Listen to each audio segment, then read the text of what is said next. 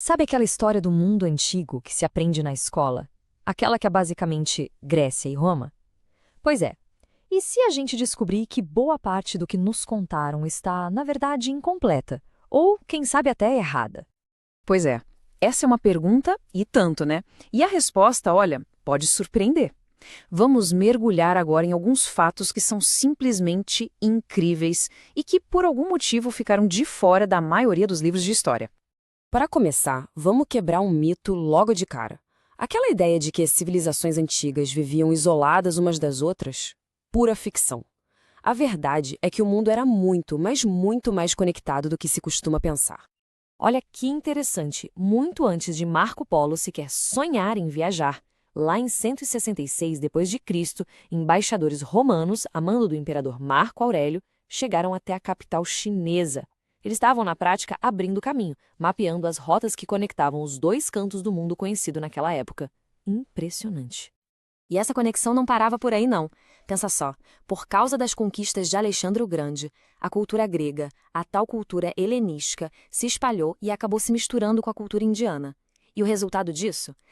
É algo simplesmente fascinante, uma arte totalmente nova, híbrida.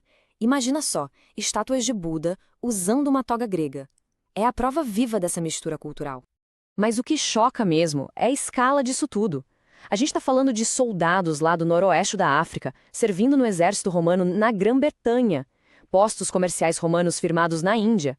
E tem mais, os fenícios dando a volta na África, 2000 anos antes de Vasco da Gama. As pessoas viajavam distâncias que hoje parecem absurdas, criando uma teia global de troca de cultura e de mercadorias. E claro, um mundo tão conectado assim era um prato cheio para a inovação, né? Havia uma engenhosidade incrível, com avanços na medicina e na vida em sociedade que, olha, não devem nada para muita coisa que a gente faz hoje. Por exemplo, lá na Índia Antiga, os cirurgiões já faziam cirurgia plástica. Pois é. Eles desenvolveram um jeito super sofisticado de reconstruir narizes que eram danificados em batalhas ou até como forma de punição. E o mais doido é que o procedimento que já era feito lá por 500 a.C. é muito, mas muito parecido com a rinoplastia moderna. E achou isso impressionante? Calma, que tem mais. Eles criaram uma técnica para salvar vidas que é pura genialidade: usar mandíbulas de formigas como se fossem grampos cirúrgicos. A formiga mordia a ferida, fechando-a, e aí eles tiravam o corpo da formiga. A mandíbula ficava ali, e o melhor, era absorvida pelo corpo com o tempo, uma espécie de sutura biodegradável milênios antes da gente pensar nisso. Agora, vamos falar de uma figura polêmica, o Imperador Nero. A primeira imagem que vem à cabeça é a dele tocando lira enquanto Roma pega fogo, né? O grande incendiário. Só que a história real é bem diferente. Na verdade, ele foi um baita urbanista, um cara com visão de futuro, que reconstruiu Roma para ser uma cidade muito mais segura. Então pode esquecer aquela imagem do vilão. O Nero de verdade foi o cara que obrigou o povo a construir com ruas mais largas, com prédios de pedra e tijolo. Ele limitou a altura das construções, desviou aquedutos para ter água para apagar incêndios e, olha só, criou a primeira brigada de incêndio de Roma.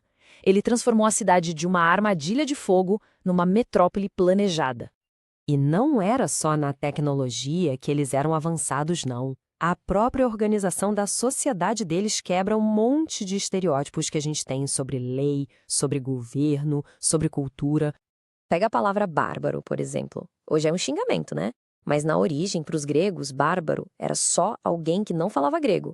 O som da língua estrangeira para eles parecia um bar, um balbucio. Não tinha nada a ver com ser civilizado ou não. Agora se prepara para essa, porque quebra totalmente aquela imagem de guerra constante.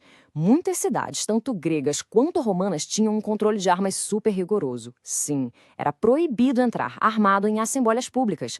A ideia era que as armas ameaçavam a ordem, a lei, o debate. Ou seja, as leis deveriam governar, não a força. Outra coisa, sempre associamos república com Roma, como se eles tivessem inventado a ideia. Mas, na mesma época, lá na Índia Antiga, já existiam várias cidades-estado que também eram repúblicas. Elas desenvolveram esses ideais por conta própria, de forma totalmente independente.